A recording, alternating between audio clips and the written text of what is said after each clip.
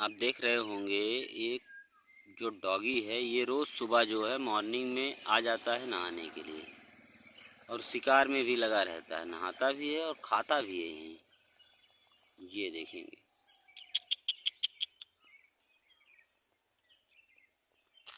ये सुबह सुबह नहा लिया है और जो है मछलियों के फिराक में रहता है।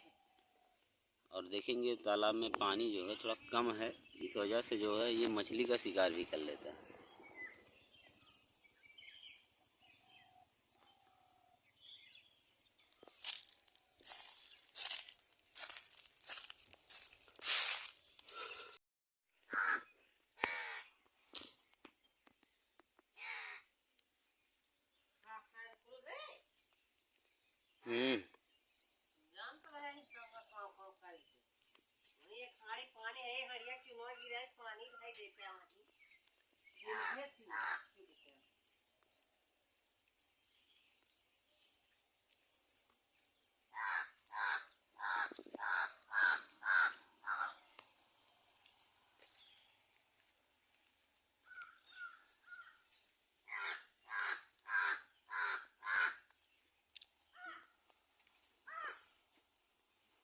यहाँ देखेंगे तो दूध चावल रखा गया है।